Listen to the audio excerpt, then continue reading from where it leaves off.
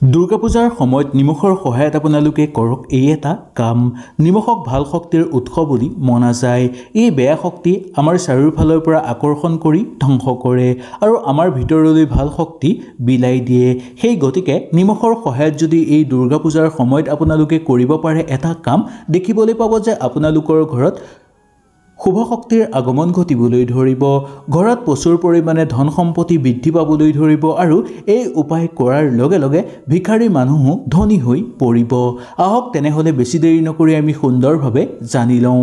যদি ভিডিঅ'টো ভাল লাগে লাইক এটা কৰি আমাৰ মনোবল বঢ়াব আৰু আপোনালোকৰ বন্ধুবৰ্গৰ লগত শ্বেয়াৰ কৰি তেওঁলোককো উপকৃত কৰিব। জ্যোতিষ শাস্ত্ৰত নিমখৰ এনে কিছুমান উপায়ৰ কথা কোৱা হৈছে, যি উপায় আপোনালোকে অৱলম্বন কৰিলে ইয়াৰ ফলত আপোনালোকৰ জীৱনৰ দিশ সলনি হৈ পৰিব। এক মুঠি নিমখত এনেকুৱা শক্তি আপোনালোকে বিচাৰি পাব, যি শক্তি আপোনালোকে ক'তো বিচাৰি নাপাব। এই নিমখৰ সহায়ত আপোনালোকে এই এটা কাম কৰিলেই আপোনালোকৰ ঘৰত শুভ শক্তিৰ আগমন ঘটিবলৈ ধৰিব, ঘৰৰ পৰা বেয়া শক্তি দূৰ হৈ পৰিব আৰু নিমখৰ সহায়তে ভিখাৰী মানুহো ধনী হৈ পৰাৰ প্ৰবল যুগ দেখিবলৈ পোৱা যায়। আহক তেনেহ'লে জানি লওঁ নিমখৰ কিছুমান গুৰুত্বপূৰ্ণ উপায়ৰ কথা, যি উপায় প্ৰাচীন কালৰ পৰাই চলি আহিছে। আমাৰ বহু মানুহে এই উপায় পালন কৰে, কিন্তু বহু মানুহে এই উপায়ৰ কথা একেবাৰে গম নাপায়। আজি মই আপোনালোকক কম, এই দুৰ্গা পূজাৰ সময়ত যদি এই উপায়টো আপোনালোকে সুন্দৰভাৱে কৰিব পাৰে তেনেহ'লে আপোনালোকৰ ঘৰত শুভ প্ৰভাৱ পৰিবলৈ ধৰিব, অৰ্থৰ আগমন হ'বলৈ ধৰিব। ভিডিঅ'টোত কিবা আপোনালোকে যদি বুজি নাপায় তেনেহ'লে নিশ্চয় মোক তলত কমেণ্ট কৰি জনাব। আপোনালোকৰ সকলো প্ৰশ্নৰ উত্তৰ মই আপোনালোকক দিবলৈ চেষ্টা কৰিম। ঘৰৰ চাৰিকোণত চাৰিটা আপোনালোকে বটলত নিমখ ভৰাই ৰখাটো অত্যন্ত শুভ বুলি মনা গৈছে। সৰু সৰু চাৰিটা বটল আপোনালোকে ল'ব, তাত অকণমান নিমখ ভৰাই আপোনালোকৰ ঘৰৰ বাহিৰৰ ফালে চাৰিটা চুকত আপোনালোকে চাৰিটা বটল থৈ দিব। এনে কৰিলে আপোনালোকৰ ঘৰত ভাল শক্তি জাগ্ৰত হ'বলৈ ধৰিব আৰু আপোনালোকৰ ঘৰত থকা বেয়া শক্তি বা আপোনালোকৰ ঘৰৰ চাৰিওফালে থকা বেয়া শক্তি এই বটলকেইটাই আকৰ্ষণ কৰিব আৰু ধ্বংস কৰিব। আপোনালোকৰ ভিতৰত ভাল শক্তি জাগ্ৰত কৰি দিব। সেইকাৰণে ঘৰৰ চাৰিওফালে চাৰিটা বটলত নিমখ ভৰাই ৰখাটো অত্যন্ত শুভ বুলি মনা গৈছে। এই দুৰ্গা পূজাৰ যিকোনো এদিনত যদি আপোনালোকে এই কাম কৰে তেনেহ'লে দেখিবলৈ পাব যে মা দুৰ্গা সাক্ষাৎ আপোনালোকৰ ঘৰত আহি বাস কৰিব আৰু আপোনালোকৰ ঘৰতে মা দুৰ্গা আহি থাকি যাব। যদি আপোনালোকৰ পৰিয়ালত সঘনাই কণ্ডল হৈ থাকে, স্বামী স্ত্ৰীৰ মাজত যদি কণ্ডল লাগিয়ে থাকে, তেনে ক্ষেত্ৰত আপোনালোকে ঘৰৰ যিকোনো ৰুমত আপোনালোকে এটা বাতিত ক'লা নিমখ ভৰাই ৰাখক আৰু প্ৰত্যেক সপ্তাহেই এই নিমখখিনি সলনি কৰক। লগতে সপ্তাহত এদিন আপোনালোকে ক'লা নিমখ খোৱাত ব্যৱহাৰ কৰক। খোৱা বোৱা বস্তুত যদি ক'লা নিমখ ব্যৱহাৰ কৰে তেনেহ'লেও শুভ বুলি মনা গৈছে। এই দুৰ্গা পূজাৰ প্ৰথম দিনাখনেই যদি আপোনালোকে এটা বাতিত ক'লা নিমখ ভৰাই কোনো এটা ৰুমৰ শুভ জেগাত আপোনালোকে ৰাখি থ'ব পাৰে তেনেহ'লে দেখিবলৈ পাব যে মা দুৰ্গা সাক্ষাৎ আকৰ্ষিত হৈ পৰিব আপোনালোকৰ ঘৰলৈ। লগতে মা দুৰ্গাৰ সপৰিয়াল আহি আপোনালোকৰ ঘৰত বাস কৰিবলৈ ধৰিব, যাৰ ফলত ঘৰত চলি থকা সমস্যা দূৰ হৈ পৰিব, ঘৰৰ অশান্তিবোৰ অন্ত হৈ পৰিব আৰু ঘৰত শুভ শক্তিৰ আগমন ঘটিবলৈ ধৰিব। ঘৰত প্ৰচুৰ পৰিমাণে অৰ্থৰ আগমন হ'বলৈ ধৰিব, নতুন নতুন সুযোগ সুবিধা আপোনালোকে লাভ কৰিবলৈও সক্ষম হ'ব। নিমখে ৰাহু কেতুৰ বেয়া প্ৰভাৱ দূৰ কৰে। যদি আপোনাৰ ওপৰত ৰাহু বা কেতুৰ বেয়া প্ৰভাৱ আছে তেনে ক্ষেত্ৰত আপোনালোকে নিমখৰ সহায়ত কৰিব পাৰে এই এটা কাম। ৰাতি শোৱাৰ আগত কুহুমলীয়া পানীত অকণমান আপোনালোকে নিমখ মিহলাই তাৰ পিছত সেই পানীৰে আপোনালোকে হাত ভৰি ধুব, তাৰ পিছতহে আপোনালোকে শুব লাগে। ৰাতি যদি বাৰে বাৰে আপোনালোকে বেয়া সপোন দেখে বা ৰাতি যদি বেয়া সপোন দেখি আপোনালোকে সাৰ পাই যায় তেনে ক্ষেত্ৰতো আপোনালোকে যদি ৰাতি শোৱাৰ আগত সুন্দৰভাৱে পানীত হাত ভৰি ধুই সুন্দৰকৈ শুৱে তেনেহ'লে দেখিবলৈ পাব যে আপোনালোকৰ ওপৰৰ পৰা সকলো দুখ কষ্ট বা সকলো দুখ দূৰ হৈ পৰিব। আপোনাৰ স্বপ্ন দুখো ভাল হৈ পৰিব।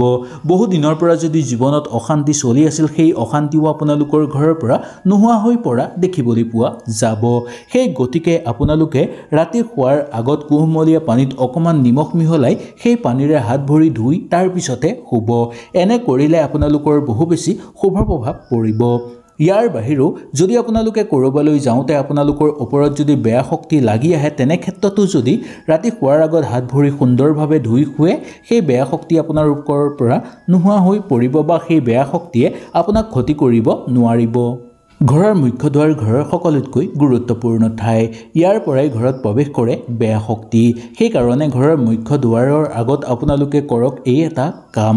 দুৰ্গা পূজাৰ সময়ত যদি ঘৰৰ মুখ্য দুৱাৰত ৰঙা কাপোৰ এখনত অকণমান নিমখ বান্ধি ওলমাই ৰাখিব পাৰে, দেখিবলৈ পাব যে মা দুৰ্গা সাক্ষাৎ আকৰ্ষিত হৈ পৰিব আপোনালোকৰ ঘৰলৈ। নিমখ ঘৰৰ এই জেগাত ৰাখিলে আপোনালোকৰ সকলো সমস্যা সমাপ্ত হৈ পৰিব। মা দুৰ্গা আৰু মহাদেৱ সন্তুষ্ট হৈ পৰিব আপোনালোকৰ ওপৰত, যাৰ ফলত আপোনালোকৰ সকলো মনৰ আশা পূৰ্ণ হৈ পৰিব। এনেও দুৰ্গা পূজাৰ সময়ত যদি আপোনালোকে ঘৰৰ মুখ্য দুৱাৰত ৰঙা কাপোৰ এখনত নিমখ বান্ধি ওলমাই ৰাখিব পাৰে, তেনেহ'লে আপোনালোকৰ ঘৰত সদায় শুভ প্ৰভাৱ পৰিব, ঘৰত থকা সকলো বেয়া শক্তি ধ্বংস হৈ পৰিব। দুৰ্গা পূজা চলি থকা এইকেইদিনত আপোনালোকে ঘৰ মোচাৰ পানীত সামান্য নিমখ মিহলাই গোটেই ঘৰ মুচিব। এনে কৰাটো শাস্ত্ৰৰ মতেও বহু বেছি শুভ বুলি মনা গৈছে। এনে কৰিলে আপোনালোকৰ ঘৰত থকা বেয়া দৃষ্টি বা বেয়া শক্তি দূৰ হৈ পৰিব, ভাল শক্তি জাগ্ৰত হ'বলৈ ধৰিব। যদি ঘৰত বাৰে বাৰে কণ্ডল লাগি আছে, ঘৰৰ মানুহৰ লগত সৰু সৰু কথাতে মত বিৰোধ হৈ আছে, তেনে ক্ষেত্ৰত আপোনালোকে নিমখ মিহলোৱা পানীৰে এই দুৰ্গা পূজাৰ কেইদিন ঘৰ মোচাটো উচিত। এনে কৰিলে আপোনালোকৰ ঘৰলৈ শুভ শক্তিৰ আগমন ঘটিবলৈ ধৰিব। বিশেষকৈ মা দুৰ্গা আহি আপোনালোকৰ ঘৰত বাস কৰিব, যাৰ ফলত আপোনালোকৰ জীৱনত চলি থকা সকলো সমস্যা দূৰ হৈ পৰিব। নতুন নতুন সুযোগ সুবিধা আপোনালোকে লাভ কৰিবলৈও সক্ষম হ'ব। গা ধোৱাৰ পানীত যদি একেবাৰে সামান্য নিমখ মিহলাই সেই পানীৰে গা ধুৱে, তেনেহ'লে দেখিবলৈ পাব যে বাস্তুদোষ দূৰ হৈ পৰিব, সকলো বেয়া শক্তি আপোনালোকৰ ঘৰৰ পৰা বাহিৰ হৈ পৰিব। সৰু ল'ৰা ছোৱালীৰ যদি বাৰে বাৰে নজৰ লাগে বা মুখ লাগে, তেনে ক্ষেত্ৰতো গা ধোৱাৰ পানীত সামান্য নিমখ মিহলাই গা ধুৱাই দিলে সেই সকলোবোৰ ঠিক হৈ পৰে। ঘৰৰ বয়সীয়াল মানুহসকলে কোৱা শুনিছে চাগে, মুখ লগা ভগা বা নজৰ লগা ভগা আপোনালোকে নিশ্চয় দেখিছে। নিমখৰ সহায়ত যদি আপোনালোকে মুখ লগা বা নজৰ লগা ভাগে, তেনেহ'লে ইয়াৰ ফলত আপোনালোকৰ বহু বেছি ভাল হ'ব। এনে কৰিলে আপোনালোকৰ স্বাস্থ্য ভাল হৈ থাকিব, মানসিক চাপ দূৰ হৈ পৰিব আৰু মন সদায় আনন্দিত হৈ থাকিব। আমাৰ গা ধোৱা ঘৰত যদি কিবা বাস্তুদোষ হয়, ইয়াৰ বেয়া প্ৰভাৱ আমাৰ লগতে আমাৰ গোটেই ঘৰৰ ওপৰত পৰিবলৈ ধৰিব। ইয়াৰ ফলত ঘৰৰ মানুহ আনটোৰ পিছত ইটো বেমাৰত পৰিবলৈ ধৰিব। ইয়াৰ কাৰণে আমাৰ প্ৰচুৰ পৰিমাণে অৰ্থ হানি হোৱাৰো প্ৰবল যোগ দেখিবলৈ পোৱা যাব। সেইকাৰণে এই দুৰ্গা পূজাৰ কেইদিনত আপোনালোকে নিমখৰ সহায়ত যদি এই উপায় কৰে, তেনেহ'লে আপোনালোকৰ ঘৰত থকা সকলো বাস্তুদোষ দূৰ হৈ পৰিব, ঘৰত শুভ শক্তিৰ আগমন ঘটিবলৈ ধৰিব। লগতে আপোনালোকৰ ঘৰৰ মানুহ যদি বহুদিনৰ পৰা বেমাৰত পৰি আছিল, তেওঁলোকো সুস্থ হৈ পৰিবলৈ ধৰিব। ইয়াৰ কাৰণে আপোনালোকে ঘৰতে কৰিব পাৰিব এই এটা প্ৰতিকাৰটো হ'ল, গা ধোৱাৰ ৰুমত এটা চিচাৰৰ বটলত আপোনালোকে নিমখ ভৰাই ৰাখক আৰু প্ৰত্যেক দিনাই আপোনালোকে সলনি কৰক।